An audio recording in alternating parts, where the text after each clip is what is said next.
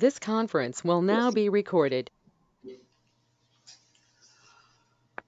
अद्य बुधवासर अथवा सौम्यवासरः पौष शुद्ध तृतीया दिनांक 5 जानेवारी 2022 चरक विमान स्थान अध्याय 5 स्रोत विमान शंखं चक्रं जलौकान् ददतमृतघटं चारुदोर्भिश्चतुर्भिः सूक्ष्मस्वच्छातिरुद्यांशोपरिविलसन् नौलिमम्भोजनेत्रं कालाम्भोदोज्ज्वलाङ्गं कटितटविलसच्चारुपीताम्बराढ्यं वन्दे धन्वन्तरिं तं निखिलगगनप्रौढदावाग्निलीलम् ब्रह्मणो हि समारब्धा मात्रेयाद्येषु पूजिताम् अस्मदाचार्यपर्यन्तां वन्दे गुरुपरम्पराम्. कोणाचा? तुझा? तुझा नाहीये. अरे कोणाचाच परम्पराम् आयुर्वेदरतं वन्दे माधवाख्यं महागुरुम् आयुर्वेदामृतं सर्वं शिष्येभ्यो यः प्रदत्तवान् द्रष्टाज्ञानी दृष्टकर्मा कृतकर्मा तथैव च अध्यापको विश्वश्रेष्ठो महान् संशोधकस्तथा गुणैरेतैः समुदितैः यत्कार्यं प्रतनोति सः समृद्ध्यर्थं हि कार्यस्य वयं न प्रयतामहे सरस्वत्यै नमो यस्याः प्रसादात् पुण्यकर्मभिः बुद्धिदर्पणसङ्क्रान्तं जगदध्यक्षमीक्षते आत्रेयं प्रथमं वन्दे आयुर्वेदजगद्गुरुम् आयुर्वेदामृतं सर्वं गृहीत्वा हि सुरेश्वरात् अग्निवेशादिकेभ्यो यत्प्रयच्छत् मुनिसत्तमः प्रथमं तन्त्रकर्तारम् अग्निवेशं नमाम्यहम्.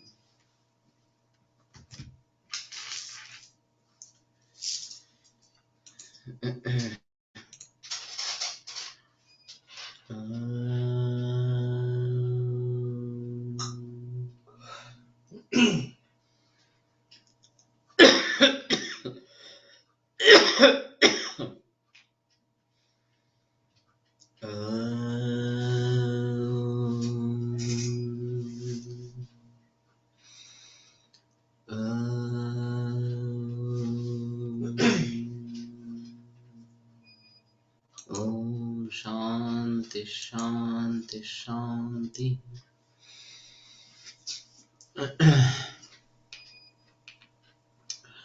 शोणितवानां स्रोतसम यकुरुन्मुलुं प्लिहाच. तो इसी के बारे में कल बहस चल रही थी.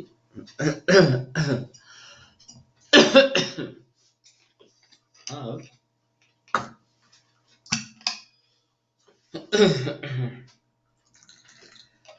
मेरा एक थोड़ा सिंक्रोनाइजेशन का मुद्दा है आयुर्वेद शारीर के आधार पर कि यकृत और प्लीहा दाहिने और बाएं कोष्ठ में है और बीच में नाभि चक्र है जो सिरा से आवृत इस प्रकार का है. तब जब पूरी तरीके से अंतःकुंभक करते हैं तो डायफ्राम नीचे आ जाता है और पेट थोड़ा सा बाहर आता है. तो तद विशुद्ध में रुधिरम बलवर्ण सुखायशाय नक्ति प्राणिनम प्राणः शुद्धं अनुवर्तते. यह अगर विशुद्ध रक्त निर्माण हो जाता है देश काल उपसात्य विधि से तो प्राण उस रक्त का अनुगमन करता है. अब पॉसिबिलिटी ये है कि ये अंतःकुंभक और बहिकुंभक का अभ्यास करने से ये नाभि स्थित जो सिरा मंडल किस प्रकार का है उसमें शायद ये वायु जाता है और वहां से बहिकुंभक के समय में फेफड़ों में फिर से वापस आता है. एनाटॉमिकली तो ये सपोर्ट नहीं हो सकता ये तो मालूम है. लेकिन फिर भी मेरा थोड़ा सा मानना है कि ये अगर भली भांति समझने की कोशिश करेंगे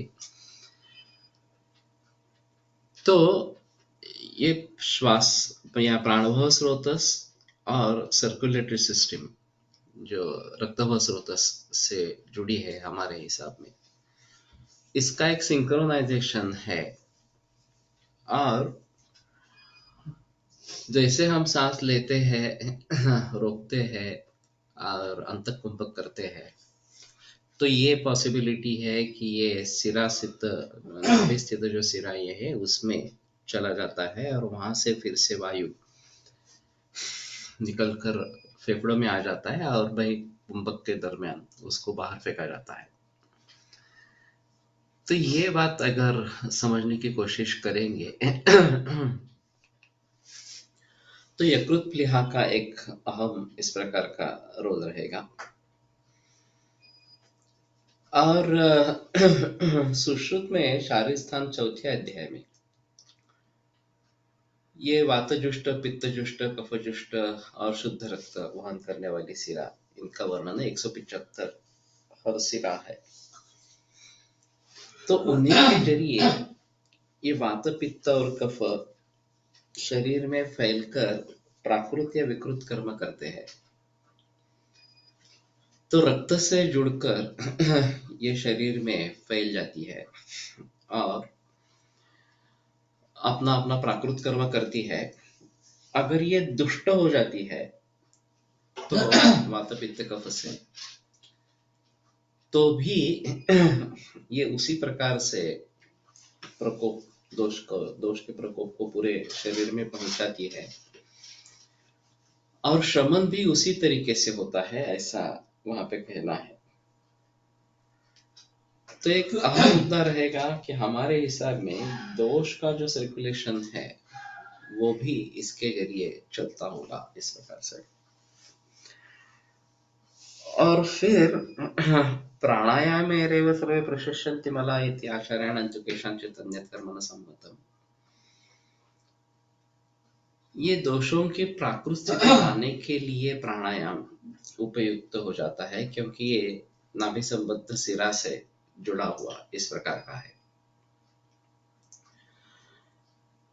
तो प्राणायाम के सिवा और किसी कर्म की जरूरत ही नहीं है, ऐसा हठ योग प्रतिपिका का कहना है। और दोषों का संचरण अगर इस प्रकार से पूरे शरीर में होता है, प्राकृत स्थिति हो या वैकृत स्थिति इस प्रकार की हो, तो ये पॉसिबल है कि इसके जरिए हम दोषों के प्राकृत कर्मों को और विकृत कर्मों को भली भांति समझ सकेंगे। और फिर ये रक्त से जुड़ा है, ये दूसरा अहम मुद्दा इस प्रकार का है। जैसे मैंने कल कहा कि तथा निजागंत विकार कार्य रक्तौषधत्वेन सिराव्यध, सिराव्यध ये आधी चिकित्सा या पूरी चिकित्सा है। तो इसमें एक अहम मुद्दा यह होता है कि दोषों को बाहर निकालने का ये थोड़ा आसान तरीका इस प्रकार का है। वैसे मोमन विरेचन बस्ती ये तो दोषों को बाहर निकालने के लिए एक अलग अलग उपक्रम है और श्रेष्ठ है, लेकिन रक्त भी इसी तरीके से दोषों को बाहर निकालने का एक तरीका है। और साक्षात धातु बाहर जाता है फिर भी इसको मान्यता दी गई है। ये एक इसमें अहम मुद्दा इस प्रकार का रहेगा। अब चरक के वचन देखेंगे तो काफी उलझन होती है। चतुष्प्रकार संशुद्धि पिपासा मारता तपो, चतुष्प्रकार की संशुद्धि बताते हैं, उसमें रक्तमोक्षण का उल्लेख नहीं है। और दूसरी जगह पंचकर्म बताते हैं, पंचकर्माणि कुर्वीत मात्रा कालो विचारयन्, वहां रक्त मोक्षण को ले सकते हैं। चक्रपाणि दत्त ने वहां पे अनुवासन बस्ती ले लिया है इस प्रकार से। तो ये इस प्रकार से अलग अलगता क्यों है? कहीं रक्तमोक्षण का निर्देश नहीं है और कहीं है ऐसा। तो ये समझ में नहीं आ रही बात कि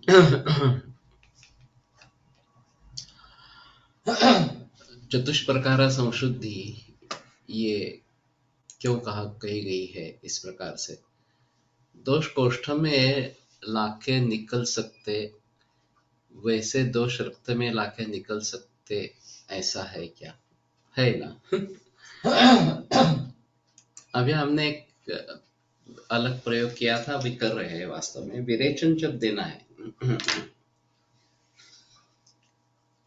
तो स्नेहपान पूर्ण होने के बाद रक्तमोक्षण करवाते हैं क्योंकि दोष सिराओं से होकर कोष्ठ में आते हैं, ऐसा निर्देश है। और रक्तवाहिनी सिरा का कोष्ठ यानी कि उसकी जो स्रोतस है, उसमें जो आकाश है वही उसका कोष्ठ है, ऐसा पकड़कर चलना, ऐसा एक मत इसके बारे में प्रचलित है। यहाँ पे मूलस्थान के रूप में यकृत और प्लेट दिए गए हैं,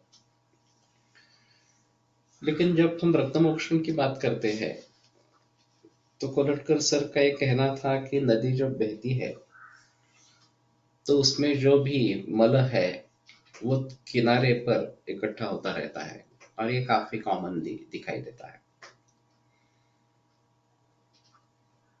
तो वो मेन स्ट्रीम में आने के लिए हमें थोड़ी कोशिश करनी पड़ती है।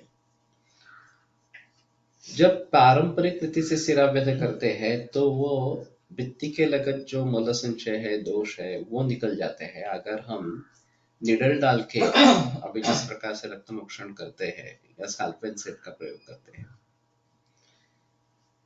तो वो प्रवाह के बीच में चला जाता है, उसमें दोष आने की संभावना कम रहती है।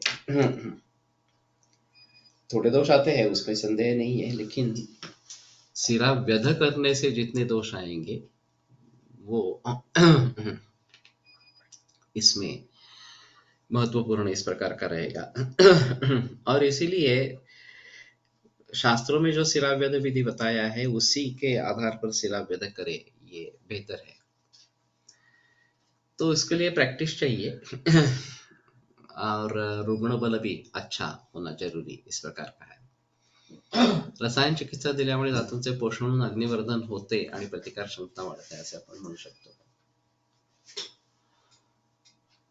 ये तो हो सकता है, उसमें कोई संदेह की बात नहीं है। हमारे यहाँ दोष और दूष्य ये दो महत्वपूर्ण मुद्दे हैं। दोष प्राकृतिक स्थिति में स्वास्थ्य बनाए रखते हैं, अगर उनमें विकृतावस्था प्राप्त हो जाती है, वृद्धि, क्षय, किसी अन्य प्रकार की, तो वो विकार निर्माण करने वाले इस प्रकार के होते हैं। तो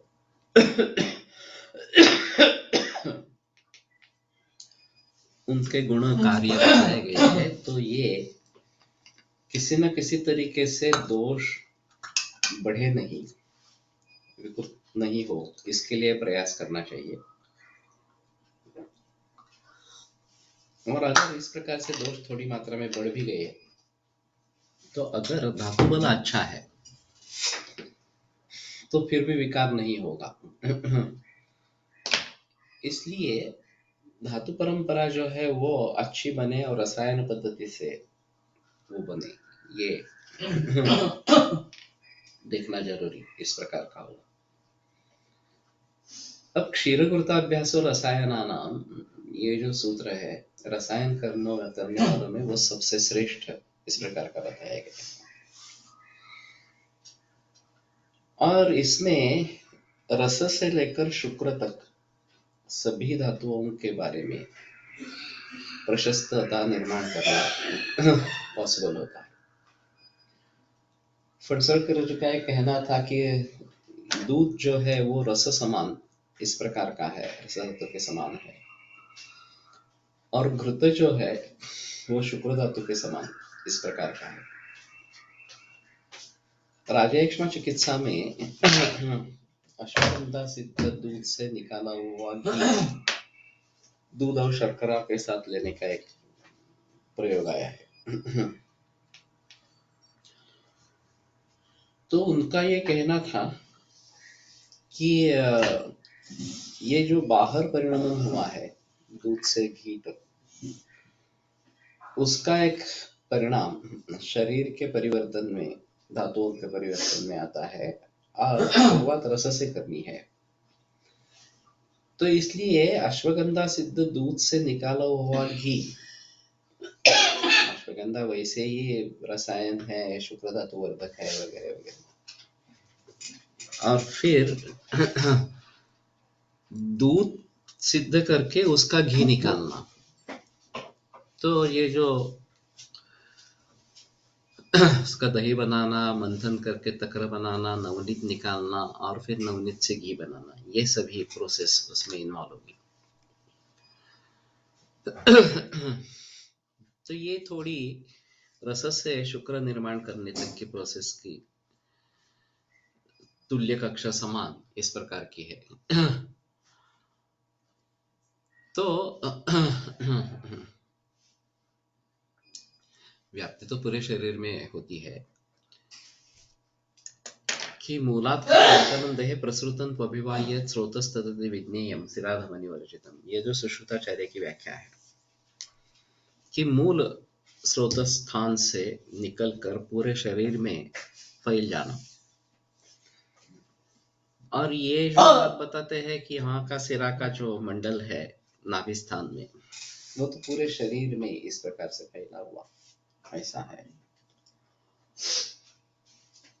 तो उसमें से दो सिराएं हृदय में जाती है और वहां शायद रस से मिलकर रक्त भी प्रक्षेपित होता रहता है थोड़ी मात्रा में, जो अभी एलोपैथी में कहा जाता है इस प्रकार से।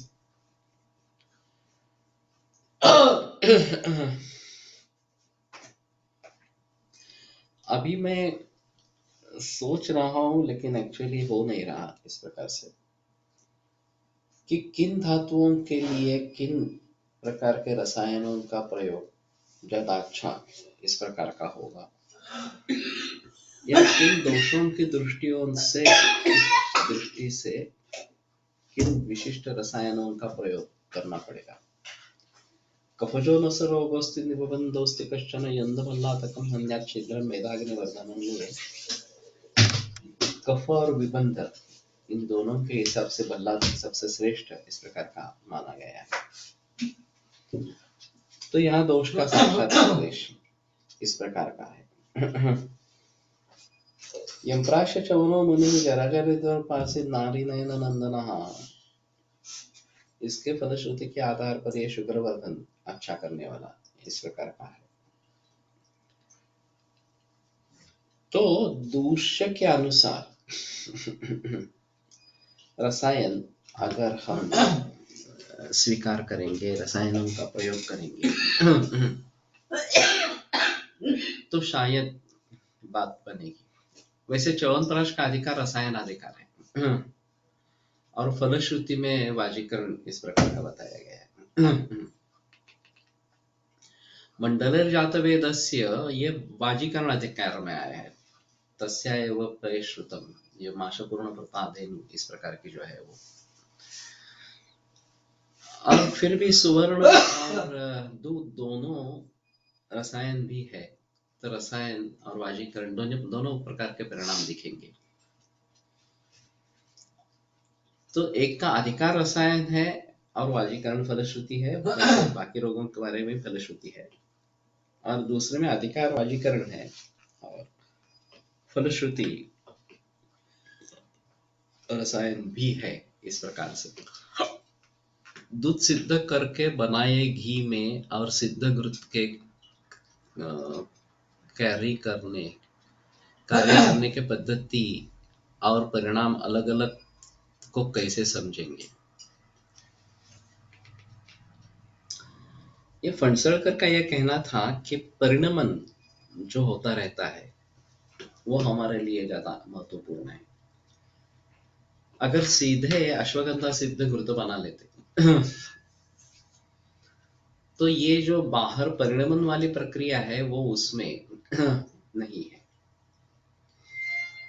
और इसलिए अश्वगंधा सिद्ध दूध से लेकर घी बनाना ये अहम चीज है। वैसी चीज ऐसी लिखी जाती है, अर्श में तक्र का प्रयोग आता है, चित्रक सिद्ध तक्र वगैरह इस प्रकार से, और उसमें भी सीधे तक्र को चित्र उस बर्तन में डालते हैं ऐसा नहीं है। चित्रक का लेप बना के उसमें दूध डालते हैं और फिर उसका दही बनाते हैं और मंथन करके तक्र बनाते हैं और वो तक्र देते हैं। तो ऐसा क्यों फिर दूध हलकत आहे बाहेर चालेल ठरत हिला सांग लागेल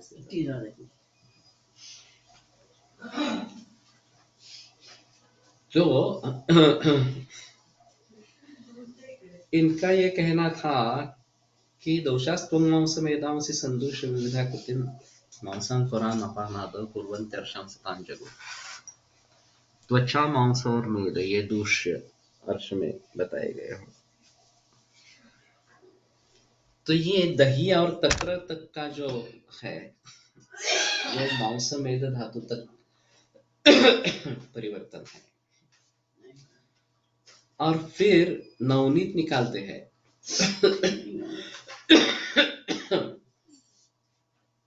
इसमें मज्जा तक का पोषण होता है। मैंने ऐसा सुना था कि पंजाब में 24-25 बरस तक, जब तक युवावस्था प्राप्त नहीं होती तब तक दूध नहीं खिलाते हैं, घी नहीं खिलाते, और एक बार परिणत वय इस प्रकार का हो गया तो घी देते हैं, आरंभ करते हैं इस प्रकार से। ये परंपरा है। तो शरीर में अगर रसाद रक्तम ततो मांसन मांसन मेदस ततोस्तिच, ये जो श्रृंखला बनी है कि एक से दूसरी धातु का निर्माण, तीसरी धातु का निर्माण, इस प्रकार से आगे आगे, तो ये श्रृंखला अगर खंडित इस प्रकार की हो गई हो, रसोक्यस्य न रखता है मांसाय कुतये वतु, ये जो बात राजयक्ष्मा चिकित्सा में बताई गई है, तो उसको ठीक करने के लिए ये बाहर जिस प्रकार से परिवर्तन होता है उस प्रकार से का परिवर्तन करके मूल रूप से दूध से आरंभ करे या रसधातु से आरंभ करे। तो ये जो बाहर प्रक्रिया की गई है कि दूध से लेकर घी तक बनाया गया है, वो अंदर भी शुरू हो जाता है, सूत्र तक पहुंचना। तो जहां ये प्रक्रिया बिगड़ गई है वहां ये महत्वपूर्ण इस प्रकार का रहेगा। अब पथ्यावृंत शते ये एक प्रकार का घी बताया है पांडु रोग में, और खास करके वृंत का रेफरेंस है। हरित की नहीं लेनी है, हरित का वृंत लेना है इस प्रकार से।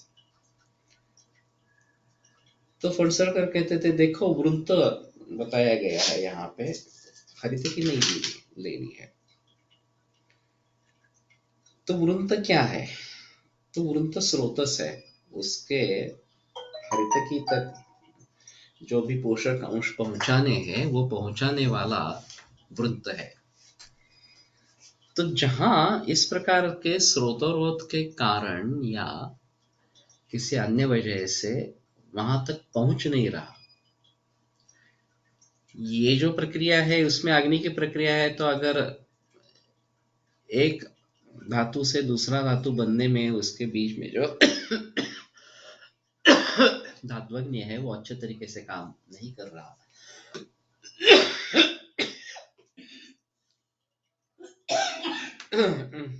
तो उसको उत्तेजना मिलने के लिए ये बाहर से इस प्रकार से करेंगे परिणमन की प्रक्रिया, तो उसका फायदा होगा। ऐसा कहना था। तो इसी बात को ध्यान में रखते हुए रसायन के जितने भी प्रयोग ग्रंथ में वर्णित है उनको एक बार भली भांति देखना है। मुझे जो अध्ययन करना है, मैं बहुत सालों से सोच रहा हूँ, उसमें ये एक अहम चीज इस प्रकार की है। और वाजीकरण का पर्टिकुलरली हार्मोनल इम्बैलेंस के लिए प्रयोग करना है ये एक मेरे मन में है। तो किस व्यक्ति में किस प्रकार के वाजीकरण का प्रयोग करें, ये अगर हम निश्चय कर पाते हैं तो उससे ज्यादा फायदा इस प्रकार का होगा। तो अभी बात शुरू हुई यकृत और प्लीहा, और सिर्फ यकृत और प्लीहा का संबंध नहीं है, ये बीच में जो सिरा जालक है नाभि में, उससे संबद्ध है। और उसके जरिए दोष पूरे शरीर में फैलते हैं, वापिस आते हैं, और प्राकृतिक कर्म भी करते हैं और वैकृत कर्म भी करते हैं, और इसीलिए सिराव्यत को इतना महत्व दिया गया है। आधी चिकित्सा या पूरी चिकित्सा उसको कहा गया है। तो इन बातों को ध्यान में रखते हुए ये यकृत और प्लीहा का महत्व है। और दूसरा महत्व जो हम देखते हैं वो रक्तपित्त की संप्राप्ति। तस्योष्मा धर्मो धातु धातु धातु प्रसिच्यते। तो इसके स्वेदन से धातुओं के अंश द्रवीभूत होकर रक्त में आ जाते हैं इस प्रकार से। तो रक्त का सीधा संबंध धातुओं से, अन्य धातुओं से है। और धातुना क्षय वृद्धि शोणित निमित्ते, ये भी सूत्र है।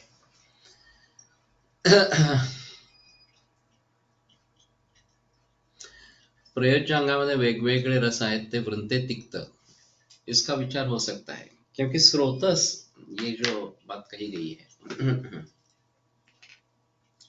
ये आकाशीय है। और वैसे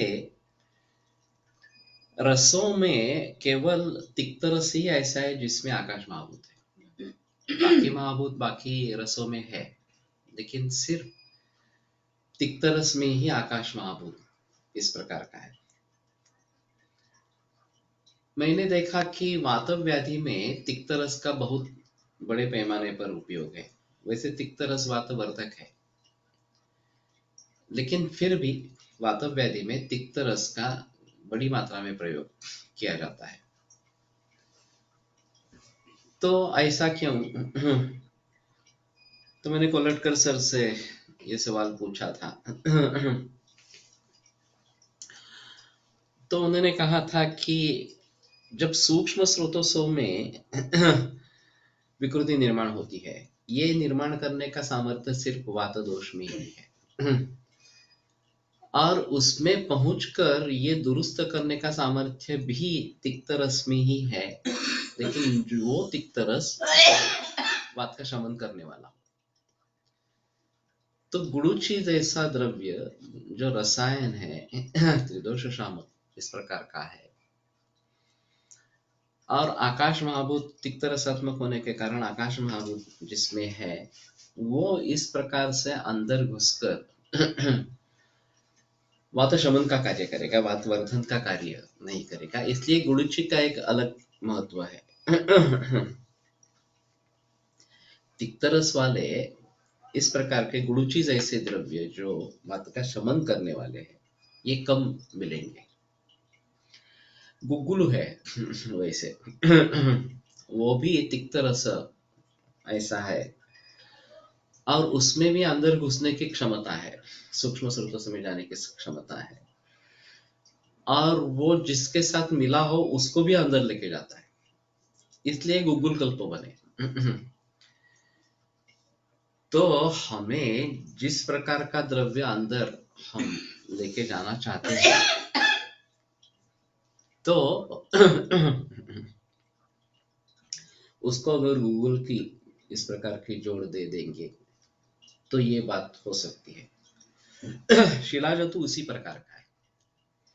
शिलाजतु भी तिक्त रसात्मक है और फिर भी रसायन है।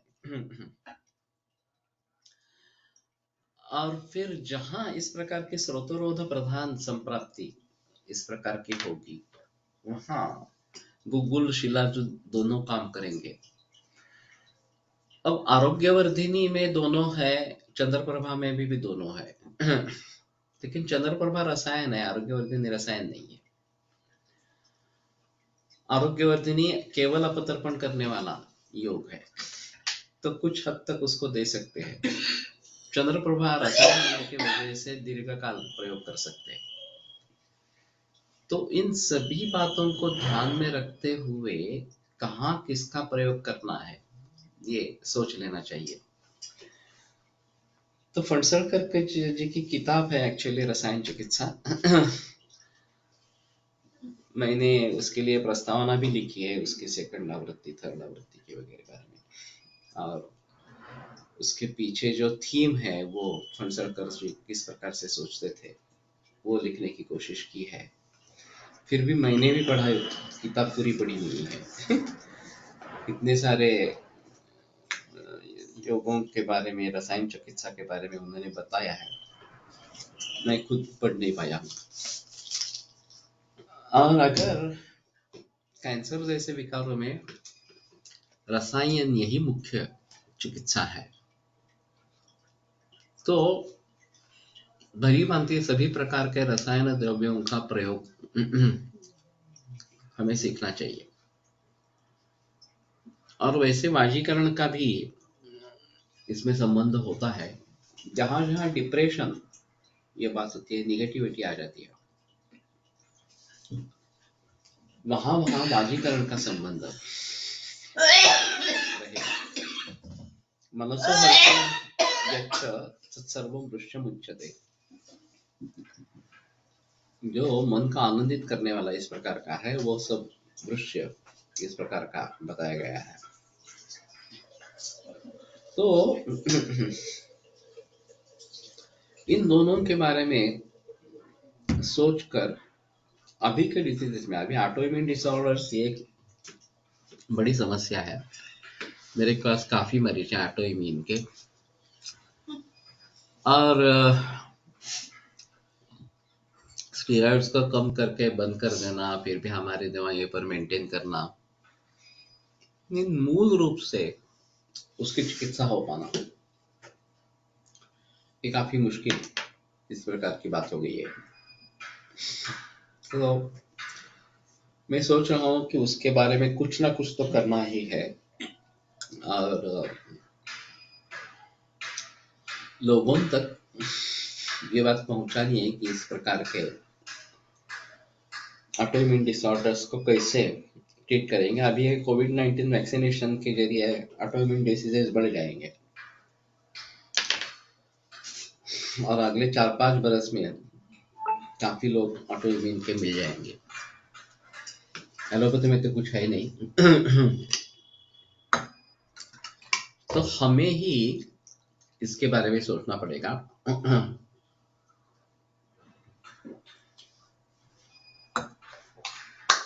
और पूरे समाज को बचाना पड़ेगा। तो ऐसे हालात में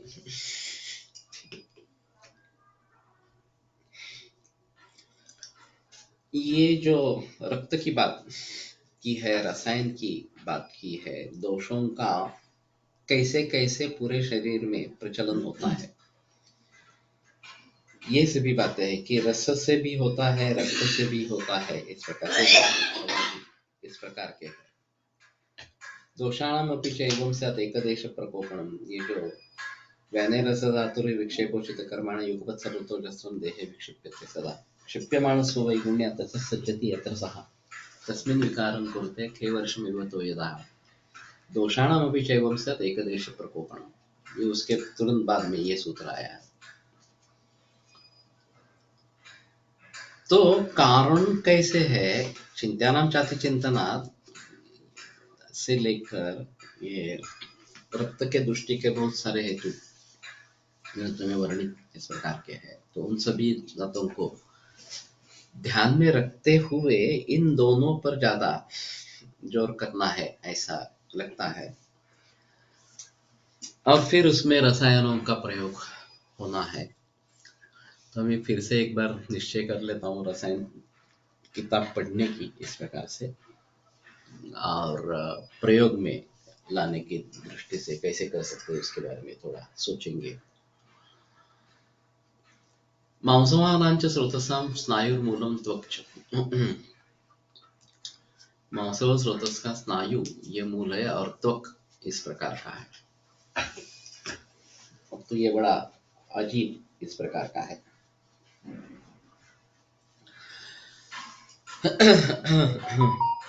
असृजक कंडरा सिरा, रक्त से कंडरा और सिरा बनती है।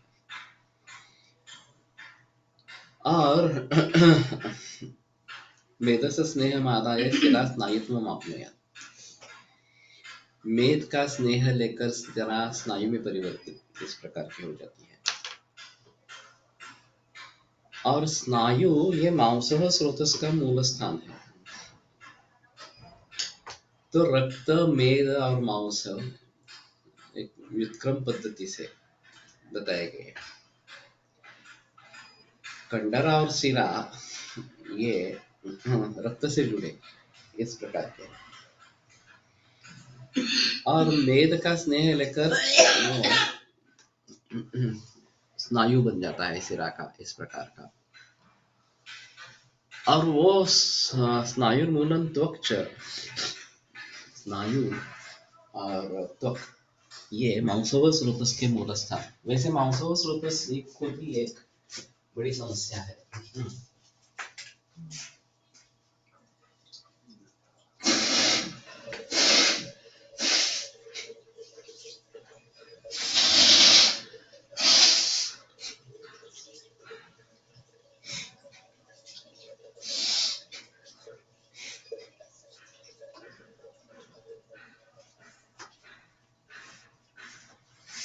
अब तक स्रोतस मूल के लिए अवयवों का निर्देश था। अब ये धातु और उपधातु, उपधातु है स्नायु और दोनों मौसिक उपधातु है। तो ये कहाँ है? कहाँ के स्नायु, कहाँ का त्वक, ये मांसल स्रोतस का मूल स्थान है। कैसे पहुंचेंगे मांस और स्नायु और त्वक तक, ये बड़ी समस्या। इस पे it will be nice if the rasayan work reading be done on in this morning session on some selected days. वो तो मराठी में है, और हमारे में से काफी लोग मराठी पढ़ने वाले इस प्रकार का है। तो केवल मराठी लोगों के लिए होगा, और वैसे मराठी पढ़ सकते हैं। तो संस्कृत में क्या है कि बहुत सारी ताकत है अर्थ एक्सप्रेस करने की। मराठी में भी हो सकती है, वो अलग बात हुई, बट उसका जिस्क जो है वो अगर हिंदी में बताते हैं तो ज्यादा बेहतर इस प्रकार का होगा। और इसके लिए रसायन औषध हमारे चिकित्सा में प्रयोग में आना शुरू होगा। कोरोना के वैक्सीन के बाद कई रुग्णों को अनार्थ हो रहा है, कई रुग्णों को अत्यार्थ हो रहा है। ऐसा क्यों? अभी बताना काफी मुश्किल है। अति प्रवृत्ति संगोवा सेराण ग्रंथो ये विवाद, ये आगे आएगा सूत्र। स्रोतसम दृष्टि लक्षण, त्या अर्थव स्रोतस के दृष्टि का लक्षण ऐसा है, ऐसा मानकर चलना पड़ेगा। ये एक बात रहेगी।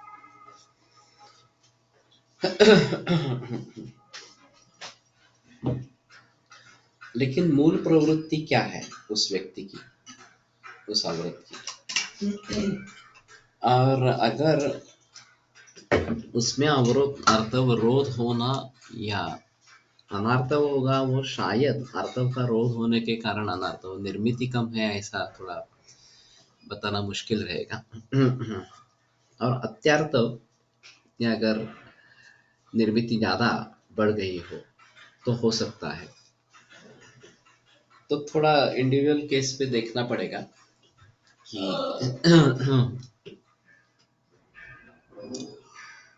हेयर फॉल अधिक है। एक काम करो, जितने भी इस प्रकार के साइड इफेक्ट्स अभी दिखने लगे हैं उन सभी की एक जंतरी बनाओ तो सभी के बारे में एक साथ सोचना ठीक रहेगा, लेकिन ये अलग अलग इस प्रकार का हो जाएगा।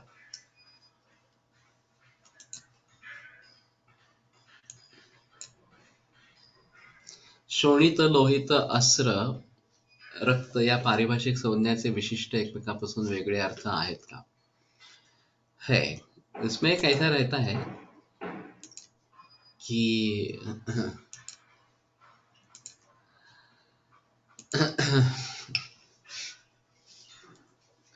हर एक शब्द की अपनी अपनी खासियत इस प्रकार की होती है।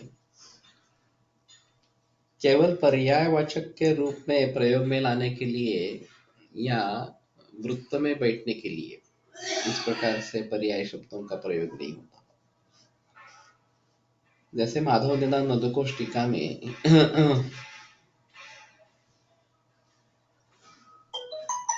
जे क्रमेण एकार्थाभिधायिनः पर्याय उच्यन्ते वगैरह वगैरह, जो किसी एक शब्द के बारे में बताते हैं वो पर्याय कहे जाते हैं। तो शास्त्रीय व्यवहारार्थम, लेकिन सिर्फ व्यवहार ऐसी बात नहीं है। उसमें जो अर्थ की विभिन्न छटाएं हैं उसको व्यक्त करने के लिए ये पर्याय उपयुक्त है। मी पण 4 केस ऐकले आहेत. मेन्स्ट्रुअल सायकल डिस्टर्ब झालं आहे. पोस्ट वैक्सीन हार्मोनल इम्बैलेंस भी देख रहे हैं. Skin manifestations are also seen. तो ठीक है, एक सभी एक जगह पे जेएसयूसी में डालो और कहाँ कहाँ पे इसके परिणाम हो रहे हैं ये थोड़ा सोचने की कोशिश करेंगे। अभी किस प्रकार के वैक्सीन का निर्माण किस तरीके से हो रहा है ये भी एक अहम मुद्दा रहेगा। कोवैक्सीन जो है वो वायरस के ऊपर जो प्रोटीन है उसको रिकॉग्नाइज करके फिर एंटीबॉडीज बनाता है, और कोविशील्ड जो है वो आरएनए से काम करवाता है। तो आरएनए से काम करवाना काफी गंभीर है, क्योंकि ये तो शुक्र और जीन्स में चले जाने वाली बात है। तो मेरा सुझाव रहा है कि अगर लेना ही है वैक्सीन तो कोवैक्सीन ले लो। बेटर ऑप्शन है नहीं लेना है, और इसके लिए मुकदमा चलाना चाहिए, बाकी दूसरा कोई और चारा नहीं है। कुछ लोगों ने प्रयास किए हैं उसके हिसाब से।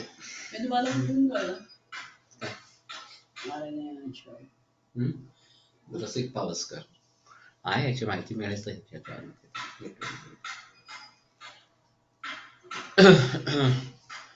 आरएनए से जल्दी बनता है और प्रोटीन के आधार पर बनता है, उसको समय लगता है, ऐसा थोड़ा सा है उसमें। तो मूल रूप से इस प्रकार के एंटीबॉडीज को निर्माण करना कृत्रिम रूप है। जब शरीर बनाती है खुद एंटीबॉडीज तो एक अलग बात होती है। ये भी इसके बारे में भी काफी बहस आई है कि नेचुरल इम्यूनिटी जो होती है, अगर आपको कोरोना हो जाता है, सिम्टम्स हो न हो अलग बात है, तो नेचुरल इम्यूनिटी डेवलप हो जाती है और वो ज़्यादा अच्छी है। उसको वैक्सीन लेने की ज़रूरत ही नहीं है वास्तव में, और 80% लोग इसी प्रकार के हैं। लेकिन ये फार्मेसी का बड़ा रोल है इसमें कि सभी तक ये वैक्सीन करवाना ये इस प्रकार से बता रहे हैं। और ये स्मॉल पॉक्स वगैरह की उदाहरण दे देते हैं कि देखो उन रोगों पर हमने केवल वैक्सीन के जरिए ही विजय पाई है, तो इसके ऊपर अगर जीतना है तो वैक्सीन ही केवल उत्तर है। और मैं समझता हूँ कि जनरल इम्यूनिटी अगर डेवलप हो जाती है तो फिर किसी भी वैक्सीन की आवश्यकता नहीं है।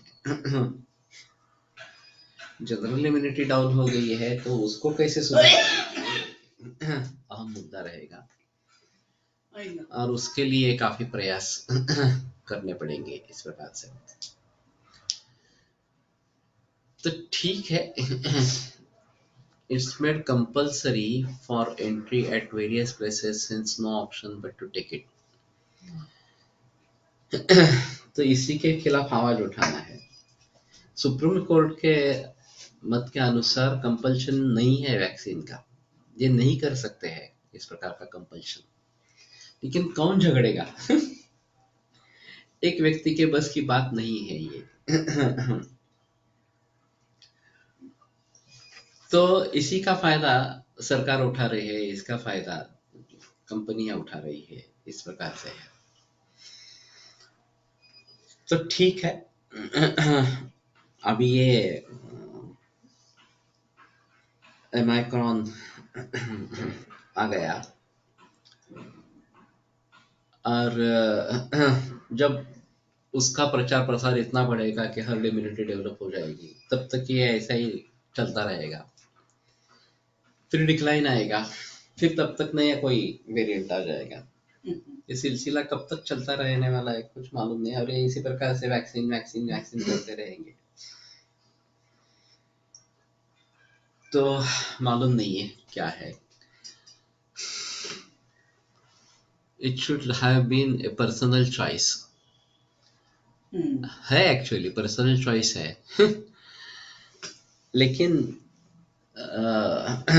वास्तव में लाना मुश्किल इस प्रकार का हो गया है। आपण एक सर्टिफिकेट लिहून पेशंटला दिले की त्या पेशंटला वॅक्सीन योग्य नाही व कंपल्सरी करू नये असे तर त्यावर परमिशन एटसेट्रा ठिकाणी चालते। परमिशन मॉल एटसेट्रा ठिकाणी चालते। तुमने करके देखा है तो ठीक है।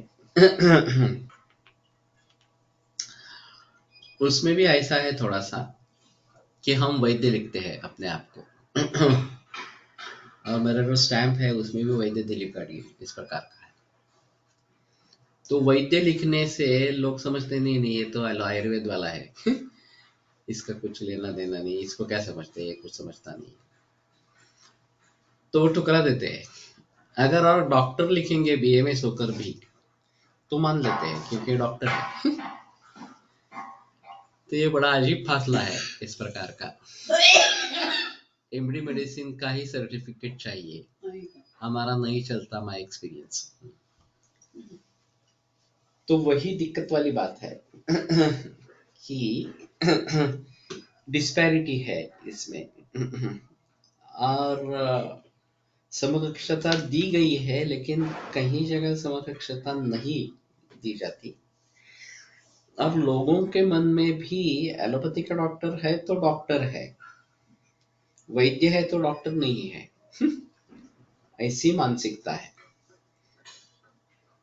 तो ये मिटने में काफी समय लगेगा क्योंकि वैद्यों की संख्या उतनी बढ़ेगी कि उसको प्रतिष्ठा प्राप्त हो जाए तो फिर शायद ये बात हो सकती है।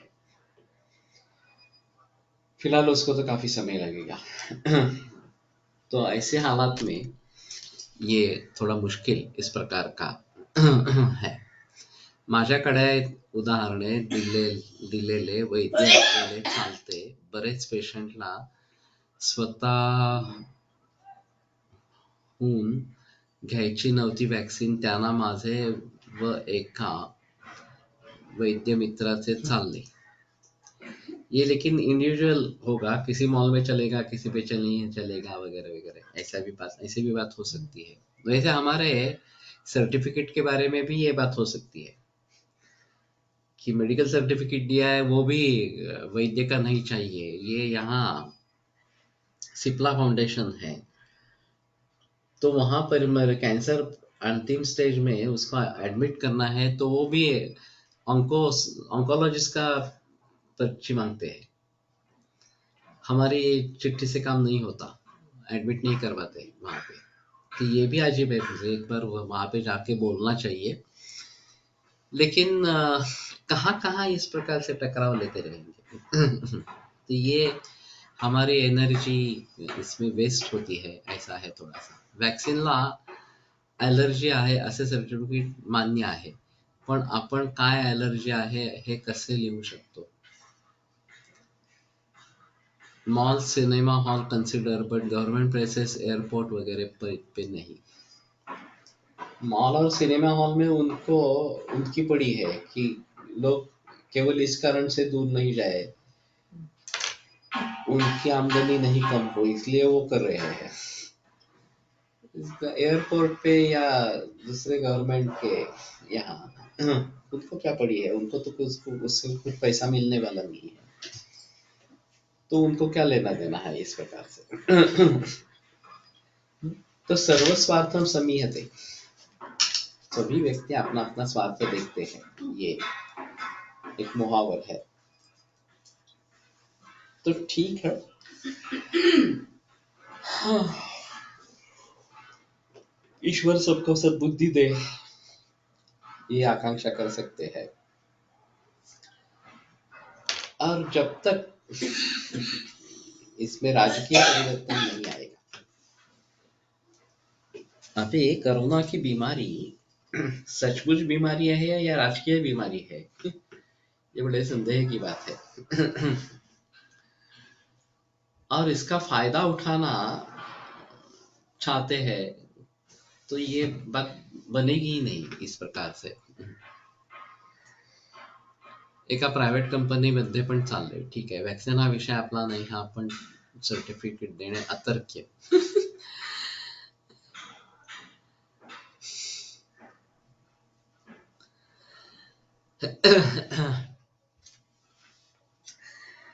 अभी इसके बारे में बहस ज्यादा नहीं हो सकती, क्योंकि इंडिविजुअल का मामला है, हर एक व्यक्ति को अपना अपना मार्ग किस प्रकार से निकालना है उसके बारे में सोचना पड़ेगा। लेकिन अगर हम रजिस्टर्ड मेडिकल प्रैक्टिशनर्स है तो हम सर्टिफिकेट देने के लिए भी काबिल होने चाहिए। एक बात हो सकती है कि अगर सच्ची तरीके से सीएमई करवानी है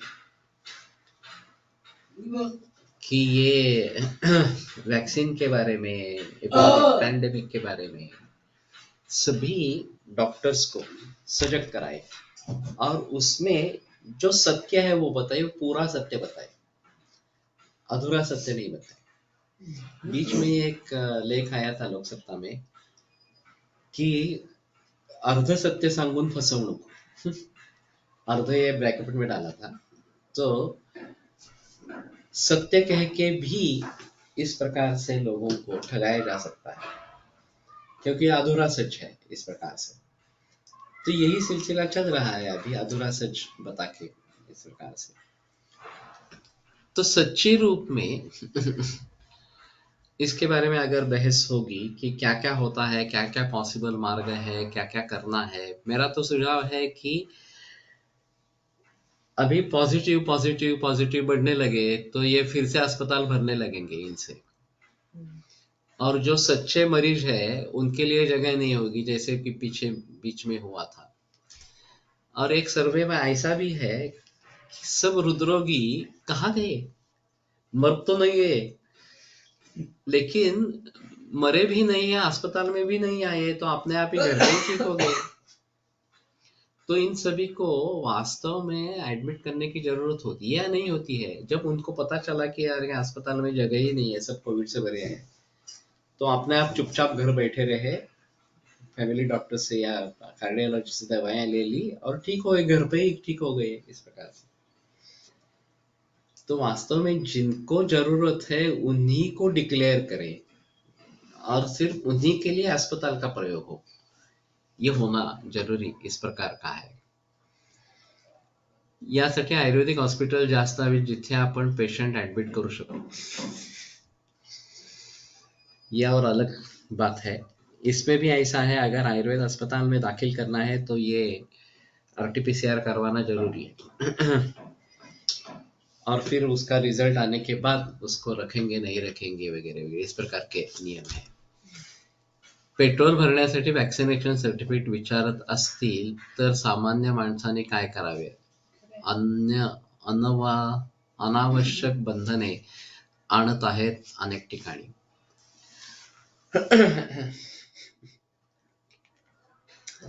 तो इसीलिए ये धोरण ही नहीं है क्या करना है. सच्चे रूप में गंभीरता इसकी क्या है, किन लोगों के बारे में गंभीरता है, इनको ये होना ही नहीं देना है. अगर हर्ड इम्यूनिटी बन जाती है तो कहीं पैसा ही नहीं मिलेगा. तो हर्ड इम्यूनिटी तो नहीं बनानी है.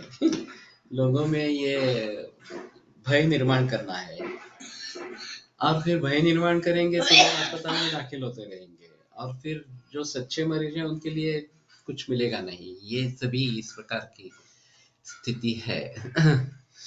आपल्या संघटनांपैकी एकही संघटना वॅक्सिन विषयावर काही मदत करत नाही, हा विषय सुद्धा घेत नाही. ये तो है. क्योंकि संगठन में आयुर्वेद माइंडेड कितने हैं? आयुर्वेद माइंडेड वैद्यों की संख्या ही बहुत कम है. तो ये मुश्किल इस प्रकार का होगा. ऍक्च्युअली सध्या काय चालले आहे हे आपण वॅक्सिन ही कशासाठी घ्यायची हे सगळीकडे विसरले गेले आहे. वॅक्सिन न घेता जर पेशंट आयुर्वेदिक रसायन चिकित्सा योग एक्सेट्रा करत असतील, जे की जनरल इम्युनिटीसाठी व कोविडसाठी देखील म्हणजे केवळ वॅक्सिन घेणे हे महत्वाचे झाले, मग त्यांना वॅक्सिन घेऊन कोविड झाला तरी चालतो. यही है. हमें रोग नहीं होना है, इसका महत्व ज्यादा है. वो किसी अन्य तरीके से भी नहीं होता है तो ठीक है. In times of swine flu, they test for possibility only after death of patients, so the number has declined at that time. MHS ने पूर्ण टीचिंग स्टाफला वॅक्सिन सर्टिफिकेट कंपल्सरी केले. ठीक है, यहीं पे रुकते हैं क्योंकि ये एक सिलसिला ऐसा ही चलता रहेगा.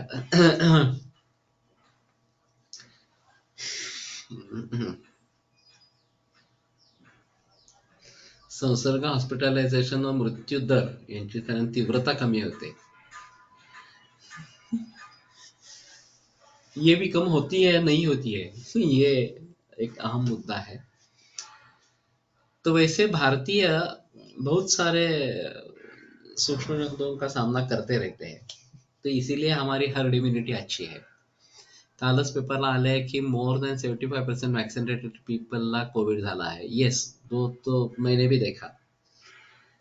अभी जो नए नए केसेस आ रहे हैं वैक्सीन, उसमें से 75% वैक्सीन जिन्होंने लिया है उनको ही हुआ है. नए केसेस नहीं है. तो ये क्या मतलब है वैक्सीन देने का? फिर हम अभी वैक्सीन के जरिए रोग का फैलाव कर रहे हैं, ऐसा है. एक बीच में किसी विधानसभा का भेजा था एक व्हाट्सएप ग्रुप में, लाइव इस प्रकार का, और उसमें भी ये लोगों को डराना चाहिए, लोगों को डराना चाहिए, साला बंद कर देनी चाहिए, स्कूल बंद कर देनी चाहिए वगैरह, इस प्रकार की बहस एमएलए कर रहे थे.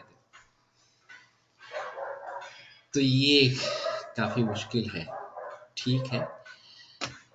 आयुर्वेद प्रकांडो निगदित इह हि शल्यतंत्र प्रधानः शिष्येभ्यः शाश्वतोऽयं निखिलजनकृपा व्याप्तचित्ते मयेन आयुर्वेदस्य वाञ्छन् पुनरपि भुवने ताञ्च सुष्ठु प्रतिष्ठां श्रेष्ठं धन्वन्तरिं तं प्रणमति च सदा वैद्यवर्गो हि नूनं वैद्यवर्गो हि